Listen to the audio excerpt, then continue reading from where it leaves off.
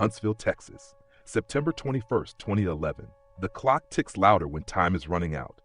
In a sterile chamber behind prison walls, a man awaits his final breath. His name? Lawrence Russell Brewer, and he's just moments from execution. Asked what he'd like for his last meal, Brewer didn't just order food, he made a spectacle of it.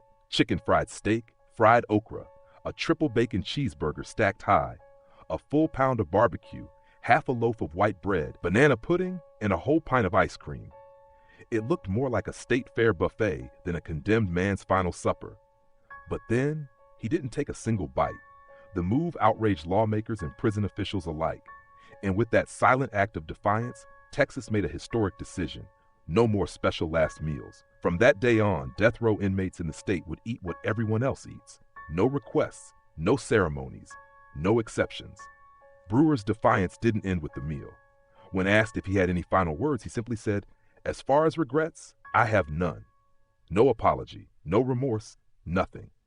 Fast forward nearly 8 years, April 24th, 2019, another man walks into the same execution chamber. John William King, a man who wore his hate on his skin, covered in racist tattoos and fueled by white supremacist ideology. He offered no last words, just a quiet stare as the chemicals entered his body and the curtain of life closed. 2 executions, 1 crime. Why did Texas deliver the ultimate punishment to both of these men? To answer that, we need to travel back in time to a sweltering night in June 1998 in Jasper, Texas. A small town about to become the center of a national horror, a place where the legacy of racial violence came roaring back to life, and where James Byrd Jr., an innocent black man, became the face of one of the most brutal hate crimes in modern American history. This isn't just about punishment, it's about what led up to it, the crime, the message, the aftermath. Welcome to Final Verdict and Declaration, the channel that doesn't flinch when the truth gets dark. We uncover the real stories behind the executions, the last moments before justice or vengeance is served, and the impact that still echoes today. If you're drawn to raw, unfiltered crime stories that expose the human side of justice, make sure to hit that subscribe button, because this story is only beginning. It was Father's Day weekend, 1998. The air was thick with summer heat in Jasper, Texas, a quiet town where everybody knew each other and nothing much ever happened. But on the evening of June 7th, something did. James Byrd Jr., a 49-year-old father of 3, was walking home alone after spending time with his family. He was less than a mile from his front door, familiar streets, safe ground. That's when a pickup truck rolled up beside him. Inside were 3 white men, Sean Berry, Lawrence Russell Brewer, and John William King. They offered him a lift. And just like that, a simple everyday moment, a man accepting a ride, became the beginning of one of the most barbaric crimes in modern American history. Instead of driving him home, they took James to a secluded logging trail on the outskirts of town. A dead-end dirt road swallowed by trees. That's where it started. They beat him mercilessly, spray-painted his face, humiliated him, dehumanized him. Then they did the unthinkable. They wrapped a chain around James Byrd Jr.'s ankles, hooked it to the back of the truck, and started driving. Not for a few feet, not for a few yards. They dragged him for 3 miles down a jagged, unforgiving asphalt road. His body was torn apart, bit by bit. Limbs, flesh, skin. James was still alive for most of it, until his body slammed into a culvert. The impact decapitated him instantly. But even death didn't stop the cruelty. The men dumped what was left of his body in front of a black church like a calling card of hate. Then they casually went home and had a barbecue. By sunrise, the nightmare spilled into daylight. A passerby spotted a decapitated torso lying near a church cemetery and called police. What law enforcement discovered next was not just a crime scene, it was a horror trail. A gruesome path of blood, flesh, and bone stretching nearly 3 miles, almost the length of 50 football fields, down Huff Creek Road. This wasn't just a killing, it was a message, and that message was loud enough to summon the Texas Rangers and FBI within hours. Evidence screamed from the ground, a wrench engraved with the name Berry, a broken logging chain, cigarette butts, blood, hair, paint fragments matching a vehicle. Investigators quickly focused on a suspicious vehicle, a beat-up 1982 Ford pickup reported by a neighbor. It belonged to Sean Allen Berry, 23 years old. He didn't hold up long. Faced with the evidence, Barry began talking, shifting blame, trying to lessen his role. But the truck told its own story. James Byrd Jr.'s blood was found splattered across the interior and clinging to its underside. Body tissue, hair, skin. Barry also named the other two, Lawrence Russell Brewer, a newly paroled convict with deep ties to a white supremacist prison gang. John William King, a tattoo-covered skinhead who openly spread neo-Nazi propaganda around town. All three were arrested within 48 hours. All three were charged with capital murder. And James Byrd Jr., he became a symbol of hatred, of injustice, and of a nation forced to confront the kind of evil it wished was long buried. But this case was just getting started, because what happened next would reshape Texas law and spark a national outcry. Stay with us, the story isn't over. No one in Jasper, Texas was prepared for the horror that unfolded. Not just the brutality of the crime, but the undeniable truth it exposed. Racism hadn't vanished, it hadn't faded into history. It was still here, and it had just driven down their streets, dragging a man to death. National reporters descended on the town. Satellite vans lined the streets. Civil rights leaders stood shoulder to shoulder with grieving locals. Protesters demanded justice, while others just stood in stunned silence. It quickly became clear this wasn't a random act of violence. It wasn't senseless. It was intentional. It was racial, and it was executed with chilling precision. But before the world learned his name, James Byrd Jr. wasn't a symbol. He was simply a man, trying to live, to rebuild, to heal. Jasper at the time was a town of about 7,500 people tucked into the piney woods of East Texas, a place that still bore the scars of segregation. The schools were technically integrated, sure, but churches, neighborhoods, social circles, still largely divided by race. Whispers of prejudice floated in the background, quiet but constant. James Byrd Jr. knew those divides well. Born in 1949, he grew up in the Jim Crow South. He had walked through the civil rights movement, not as a headline, but as a boy, a son, a student in segregated classrooms. By the summer of 1998, James was 49 years old. A father, a grandfather, one of 8 siblings in a tight-knit family. He had a gentle, low voice and a warm presence. People remember how he'd nod with a smile whenever he passed by. But life hadn't been easy. He struggled with alcohol for years. He'd served time for minor crimes. Still, he was on the path back, sober, living with his parents, reconnecting with family. You could often find him walking through Jasper, especially when he didn't have cash for a ride. That night, June 7th, he was doing just that, walking home after a family gathering, less than a mile to go, and then, headlights. A pickup truck slowed beside him, 3 white men inside. They offered him a ride. He accepted. That decision, so ordinary, became the gateway to something unthinkable. To understand what happened next, you have to know the men in that truck.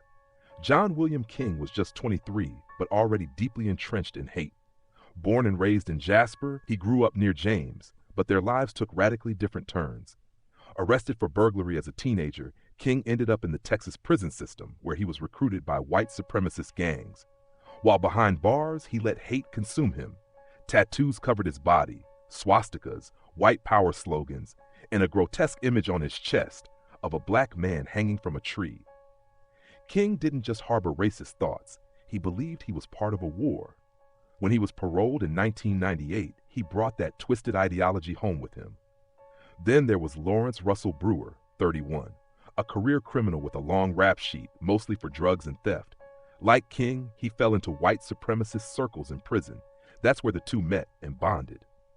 Brewer was the muscle, aggressive, unapologetically violent. He wasn't looking to change, he was looking to strike. And finally, Sean Allen Berry, also 23. He didn't have the tattoos, he didn't carry a long criminal history, but he had the truck and the keys. He worked odd jobs and was living with King at the time. People who knew him said he didn't seem like a racist. But that night, he stayed silent. He drove, he watched, and he did nothing to stop what happened. The three of them were a volatile mix, 2 men burning with hate and 1 too cowardly to walk away. They spent that Sunday night drinking and driving around, wandering aimlessly until fate and hate gave them a target. James Byrd Jr. walking home unaware. They pulled over, he got in, and everything that came after was part of a plan. One fueled not just by racism, but by the cold, calculated need to inflict terror. The crime was not random, it was a message, and the world heard it loud and clear. Jasper, Texas, was still reeling from the horror when the courtroom battles began. The nation hadn't even caught its breath. And now, three men, John William King, Lawrence Russell Brewer, and Sean Allen Berry, were facing charges that could carry the ultimate price: death by lethal injection. The trials wouldn't happen together. Each case would be tried separately to avoid any claims of bias and to give the public what it now demanded: answers. John William King was the first to stand trial.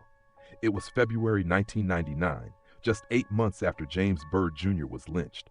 The courthouse in Jasper couldn't guarantee an impartial jury, so the proceedings were moved 90 miles west to Bryan, Texas. King entered the courtroom with a cold, stony expression. No apology, no emotion. His arms folded, his tattoos on full display, including the one that chilled everyone in the room: a black man hanging from a tree inked across his chest. Prosecutors didn't need theatrics. They had King's own words: racist manifestos, letters soaked in hate, and one sentence that echoed through the courtroom: regardless of the outcome of this, we have made history. Death before dishonor. The evidence spoke just as loudly. Blood evidence, paint chips from the truck, the chain. It all pointed to King. A medical examiner revealed the most haunting detail of all: James Byrd Jr. had been alive for nearly 2 miles of the dragging. The jury didn't hesitate. After only 2 hours of deliberation, they found King guilty of capital murder. The sentence? Death. Next came Lawrence Russell Brewer, the man prosecutors claimed was just as vicious, maybe even worse. His trial, held in Brazos County, began in September 1999. Brewer's background was textbook hate, a white supremacist ex-con who had forged his bond with King inside prison walls. Together, they dreamed of launching a race war, and James Byrd Jr. was their opening strike. Sean Berry, trying to save himself from death row, testified that it was Brewer who wrapped the chain around James' ankles. Brewer's defense tried to spin it, saying he wasn't driving, wasn't leading. But the jury wasn't buying it.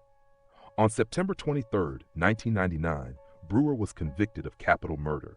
The punishment was swift: another death sentence. The third man, Sean Allen Berry, was different. At least on paper, he didn't carry a criminal record. He had no visible ties to hate groups. But he was behind the wheel. He didn't stop the crime. He didn't call for help. Prosecutors didn't paint him as the mastermind, but they didn't let him off the hook either. Berry cooperated with police. He passed a polygraph.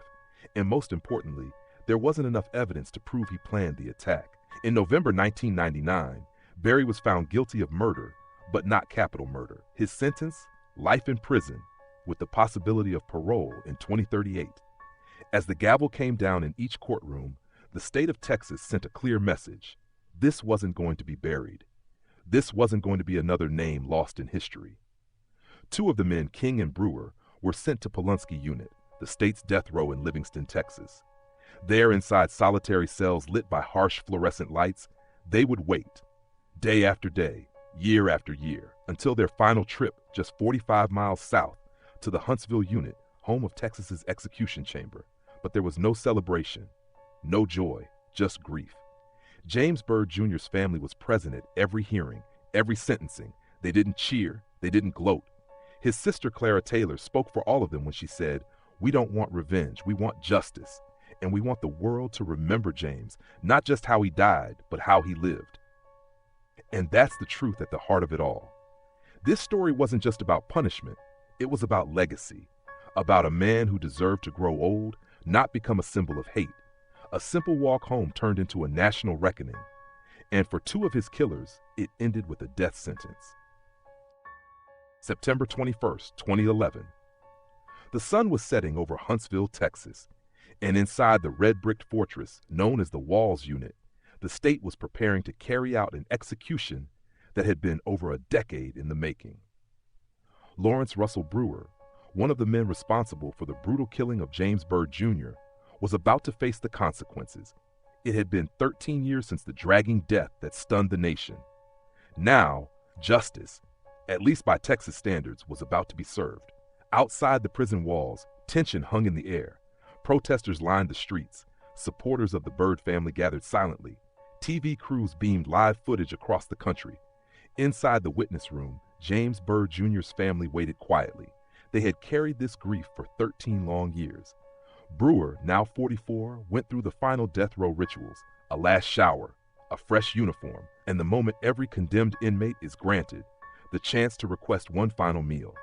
But what Brewer ordered wasn't just a meal, it was a spectacle. 2 chicken fried steaks, a triple bacon cheeseburger, a full pound of barbecue, fried okra, a meat lover's pizza, half a loaf of white bread, 3 root beers, peanut butter fudge with crushed peanuts, and a pint of vanilla ice cream. And then he didn't eat a single bite. That one act, whether it was petty defiance or a calculated insult, sparked outrage. Within days, Texas lawmakers abolished the last meal request for every future death row inmate. From that point on, prisoners would eat what was on the standard tray, no exceptions. As Brewer was led into the execution chamber, he showed no sign of remorse. His face was blank, no emotion. He was strapped to the gurney, arms outstretched under harsh fluorescent lights. A microphone descended to capture any final words. He said nothing, but just days earlier, in a cold interview with a reporter, Brewer had already spoken the words that would haunt many. "As far as regrets, I have none. I'd do it all over again." At 6:21 p.m., the drugs began to flow. A few minutes later, Brewer was pronounced dead. He became the first of the 3 men involved in the lynching of James Byrd Jr. to be executed. Outside, Ross Byrd, James's son, stood quietly. Years earlier, Ross had stunned the public when he said he forgave his father's killers. He had openly spoken out against the death penalty, even for the man who tore his family apart. But Texas had made its choice, and in doing so, it closed one chapter of a story steeped in pain, violence, and reckoning. But it wasn't the end. Not yet. Because another man, John William King, was still waiting on death row, and his day was coming. Nearly 8 years had passed since Lawrence Brewer's execution, but in the spring of 2019, Texas prepared once more to close the book on one of the darkest crimes in its modern history. This time it was John William King, the man many believed wasn't just involved, but the mastermind behind James Byrd Jr.'s lynching. If Brewer was indifferent in his final hours, King was defiant to the bitter end. Not once did he show remorse. Not once did he take responsibility. Until the moment he died, King claimed he was innocent. Convicted in 1999, he spent 2 decades on death row inside the Polunsky unit, isolated behind thick steel doors, appealing his case over and over again. His legal team argued that his original defense had failed him, that crucial evidence had been ignored. They insisted King hadn't been present during the actual dragging and had distanced himself from Brewer and Berry before the murder even occurred. His final petition reached the highest court in the land, the U.S. Supreme Court. In one statement, his attorneys claimed, Mr. King's jury never heard his side of the story, only the prosecution's version. But that argument didn't hold up. The evidence against King wasn't just compelling, it was overwhelming. Letters laced with racist rhetoric, drawings of lynching stashed inside his prison cell, blood from James Byrd Jr. found on King's clothing and shoes, not to mention his ties to violent white supremacist gangs proudly worn like a second skin. The court stood firm, his conviction stayed. And finally, April 24, 2019 was marked for execution. The final day. At exactly 6 a.m., John William King began the last day of his life. Under heavy supervision, he was transferred from the Polunsky unit to Huntsville's Walls unit, where Texas carries out its executions. He was placed on suicide watch. Guards checked on him every 15 minutes, but he stayed quiet, cold, detached. He received no visitors, no family, no clergy, no public statements, nothing. He didn't get a special last meal either. Texas had banned that tradition after Brewer's stunt years earlier. So King was given the standard tray: meatloaf, mashed potatoes, green beans, and a roll. By evening, a small crowd had gathered outside the prison walls. Protesters, journalists, and supporters of the Byrd family stood waiting in tense silence. At 6:56 p.m., King was led into the chamber. He showed no emotion as he was strapped down on the gurney. When asked if he had any final words, he refused. No apology, no confession, no hint of regret. At 7:04 p.m., the lethal injection began. By 7:08, he was pronounced dead. Behind the glass, members of James Byrd Jr.'s family watched in quiet sorrow.